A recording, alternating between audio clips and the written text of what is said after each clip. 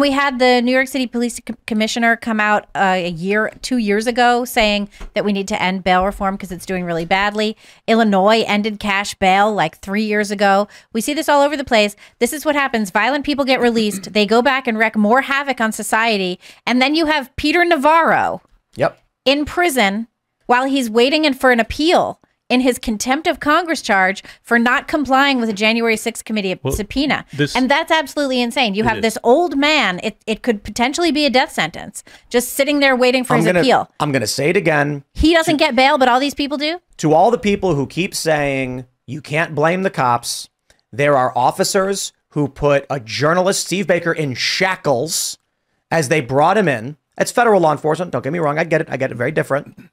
There are police officers that will lock the door on Peter Navarro. There's correctional officers that will open the door for criminals to be released and then arrest you for jaywalking. That's right. What's most infuriating to me, and I'll speak for the libertarians on this one. Hopefully they allow me to. I'm heartbroken because the reality is that there was a lot of peaceful, nonviolent offenders is what libertarians were most concerned about, because being the land of the free and having the most per capita incarceration rate was an atrocity in my opinion. However, no one in our camp, as far as I know, was interested in releasing people that were guilty of violent crime or property crime. It was only the nonviolent drug offenses and diminishing the severity of sentences when it comes to nonviolent issues at minimum. This has become bedlam. And what will be a consequence of this? And this is, I think, plays perfectly into Cloward Piven's strategy of sowing discord, so that in that implosion, what will the people turn to? They're going to turn toward the state which exactly is responsible for creating this crisis in the first place. And they're going to say, protect me. And that's going to increase their power ultimately. And at this point, I can't even blame them, because if you're looking at this insanity like Anna Kasparian is, it's very human to say, I need someone to make this stop. And we do. We need to see it stop. How long until she announces she's voting Trump? Oh, do you think she will? Do you think she would do that? Yeah, based on this rant, I believe there's a strong probability that Anna Kasparian eventually comes out and says she's voting Trump. We got to have her on some shows. Culture War, IRL. She liked one of my tweets about a month ago too, about self-improvement. She's definitely on a good path. I think Anna's arc is that she, like many other liberals, began actually fact-checking things for the show. And it probably occurred when she was wrong about something, got a bunch of tweets, and she was like, what was I wrong about? And then checked. Yeah. And I think the being called a uterus haver, it's infuriating. No.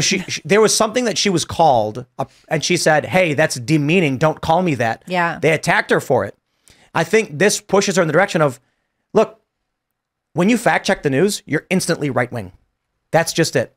Cenk Uygur is an agent of propaganda in that he says, it's only a few activists who want this. Tell me then how the law got passed, as they campaigned exactly for this. Because it is not. It is the leaders of the political movement who have been screaming to the high heavens, abolish the police outright. Writing in the New York Times, yes, we mean abolish the police. And then when you go, how did this happen? Because y'all campaigned for it.